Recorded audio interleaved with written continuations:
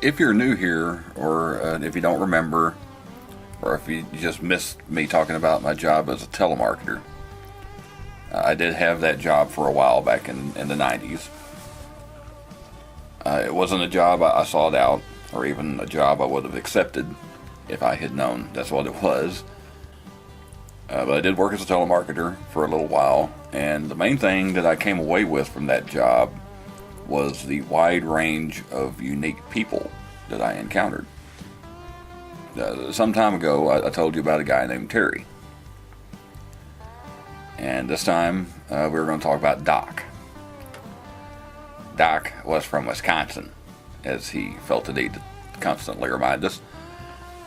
I feel the need to tell you that while I put these stories out there intending to be lighthearted, this one is going to venture into some dark territory toward the end, and I decided not to give his real name because of this, but not for him so much as for some other people. To properly tell Doc's story, I have to point out that this kind of work was very fly-by-night. You didn't fill out any applications, there were no W-2s, you were paid in cash at the end of every week.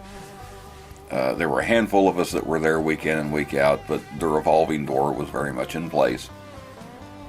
And that was really true with the delivery drivers. And that's how Doc came into the picture. We had a delivery driver. I believe her name was Jennifer. And I also need to point out that the woman that was running the office at the time didn't really run anything. People would just kind of come in and hire themselves for all intents and purposes.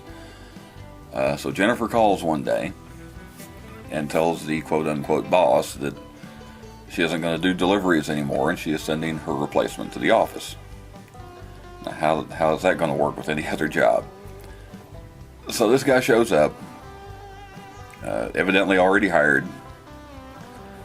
The only thing we know is that Jennifer called him our roommate, talking about her and her husband. So he gets a quick rundown of how it works. His main job is delivering tickets and receipts and picking up money. He's given a money bag, a pager, and we may have had cell phones by that time. I don't really remember. And a few names and addresses where he can pick things up. I think we know we had a pager at first. Eventually we would have cell phones. That doesn't really matter. But he gets a few names and addresses where he can pick some things up, and that's it. He's ready to go. We don't even have his full name, and he's ready to go out. But Doc was 53 years old at the time, and was unbearably obnoxious. Any subject that came up, he had already done it, and he had done it at a higher level, and he had done it better. I actually started keeping track of all the things he claimed to have done, and frankly, if he was 53 years old and managed to keep a 25-year-old body, I don't think he could have accomplished all this. So he was originally from Wisconsin, but also lived in California before coming to Texas. That's as far as we know. So let me run down the things that I remember. Okay, he said he worked as a DJ. Some in a radio DJ, not like in a club. Was a licensed pilot. Drove an ice cream truck where Rocky Dennis was one of his regular customers. That's the kid from the movie that the movie Mask was about. He played minor league hockey, minor league baseball in the Pittsburgh Pirates organization, was the 5th ranked bowler in the state of California, was an alternate on the 1968 U.S. Olympic swim team,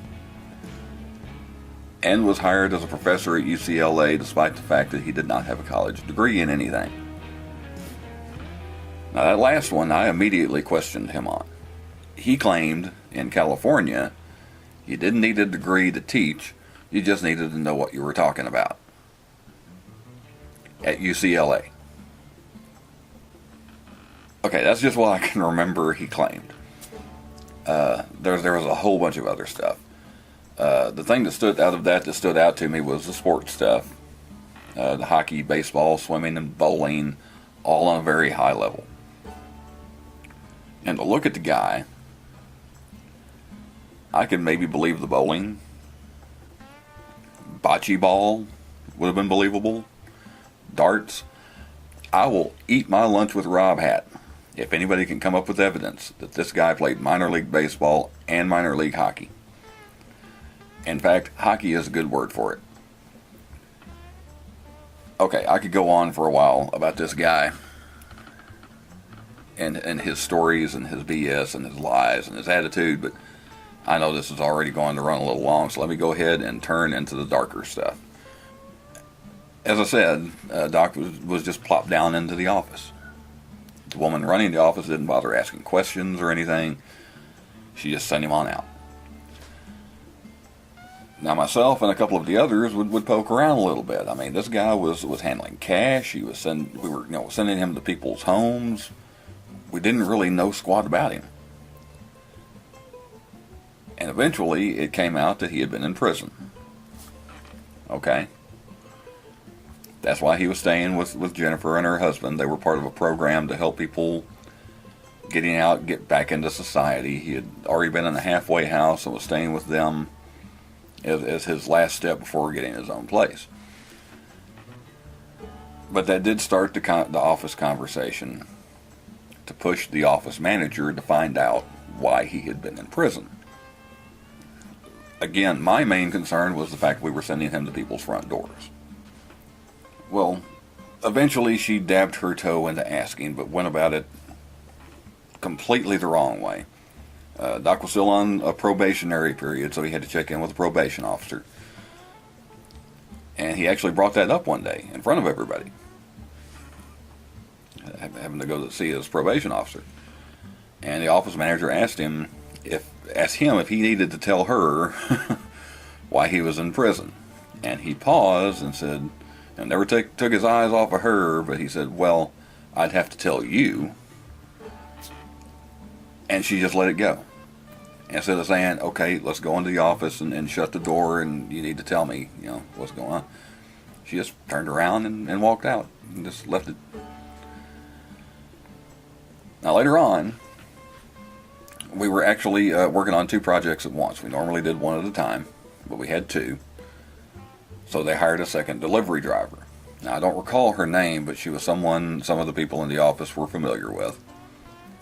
And as it turned out, it wasn't nearly busy enough for two delivery drivers, so it didn't take long for her to quit. But before she left, she shed some light on the Doc situation. Turns out she knew Jennifer. And she found out why Doc had been in prison. Turns out this guy we had been sending to places of business and sending to people's homes had gone to prison for molesting a 4-year-old girl. That took the air out of the room.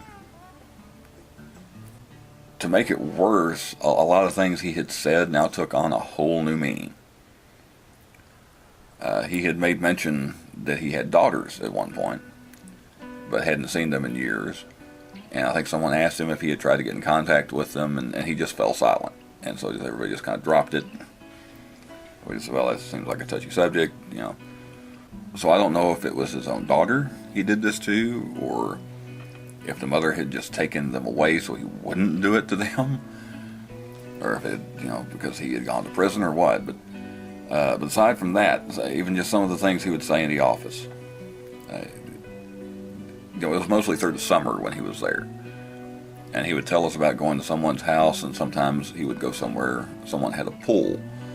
And he talked about, the daughter answering the door wearing just a long t-shirt with a swimsuit underneath. And we sent him to a place called Sand Beach once, which is basically just a big public swimming pool. And he came back in talking about the girls out there wearing swimsuits and said they were kind of young, but that's okay. And that one did raise a red flag. Going to someone's house, you can kind of assume the girl coming to the door is at least 18, 19 years old. I don't think anybody older than 13 ever went to Sand Beach. It was, like I say, it was mostly for kids. We told the office manager that she would have to do something. We weren't comfortable having him as a delivery driver. She still did nothing, but shortly after that, some big changes came around.